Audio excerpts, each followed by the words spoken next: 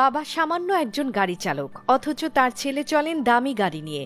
শুধু তাই নয়, বিলাসবহুল জীবনযাত্রা পরিচালনা সহ উচ্চশিক্ষা গ্রহণ করেছেন বিদেশ থেকে। এমনই এক চাঞ্চল্যকর ঘটনা ঘটেছে মাদারীপুরের ডাসার উপজেলায়। এই ঘটনাকে আলাদিনের চেরাগ হিসেবেও রূপান্তর করেছেন অনেক বিশ্লেষকগণ। বাবা সৈয়দ আবেদ আলী জীবন পেশায় একজন ড্রাইভার মাত্র। দীর্ঘদিন নিয়োজিত ছিলেন পিএসসির চেয়ারম্যানের সাবেক গাড়ি চালক হিসেবে।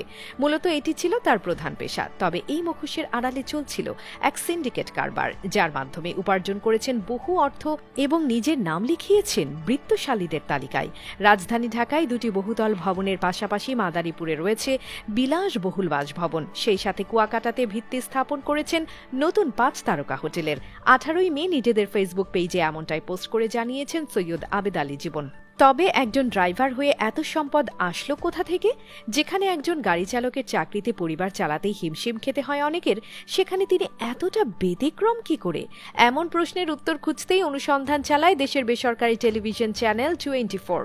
তাদের অনুসন্ধানে উঠে আসে এক সিন্ডিকেটের তথ্য, যেখানে বাংলাদেশ সরকারি কমিশন বিপিএসসি এর ৬ কর্মকর্তা কর্মচারীদের প্রশ্ন ফাঁসের সিন্ডিকেট উঠে আসে অনুসন্ধানের মাধ্যমে, যার সাথে জড়িত ছিলেন পিএসসির চেয়ারম্যানের সাবেক গাড়ি চালক সৈয়দ আবেদ আলী জীবন, যারা দীর্ঘদিন থেকে অর্থের বিনিময়ে ফাঁস করে এসেছে বিসিএস সহ বিভিন্ন সরকারি নিয়োগ পরীক্ষার প্রশ্ন এবং এটির মাধ্যমে গড়েছেন ধন সম্পদের পাহাড়।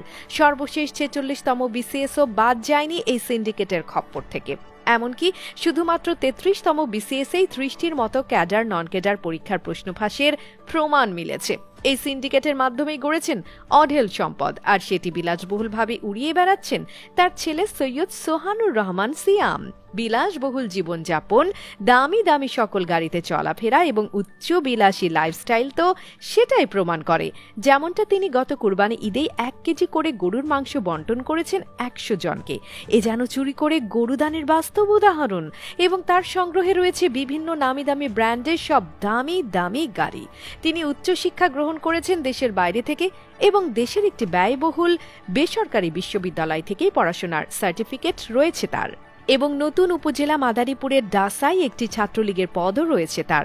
এমনকি তার বাবাও লড়েছেন উপজেলা চেয়ারম্যান পদে। বাবা ও ছেলের এমন বিলাসবহুল জীবনযাত্রায় সাধারণত তাদেরকে নজরে এনেছে নেটিজেনদের, যার পেছনে রহস্য খুঁচিয়ে দেখতেই উঠে আসে ১ যুগেরও বেশি সময় ধরে চলে আসা এই সিন্ডিকেটের কারবার। প্রায় ১ যুগেরও বেশি সময় ধরে এই সিন্ডিকেটের সাথে জড়িত রয়েছেন সৈয়দ আবেদ আলী জীবন। নির্দিষ্ট অনুসন্ধানে প্রশ্ন ফাঁসের সিন্ডিকেট সম্পর্কে তথ্য ফাঁস হওয়ার পরপরই তাদের ধন সম্পদ ও প্রাচুর্যতার সম্পর্কে মুখ খুলেছেন নেটিজেনরা, যার ফলে তাদের বিরুদ্ধে জারি হয় গ্রেফতারি পরোয়ানা। এই নির্দিষ্ট চিহ্নিত আসামিগুলোকে গ্রেফতারও করা হয়। তবে বাবার এই অর্থনৈতিক উপার্জনের পিছনে সন্তানের এমন বিলাসবহুল জীবনযাত্রা আশ্চর্য করেছে সবাইকে।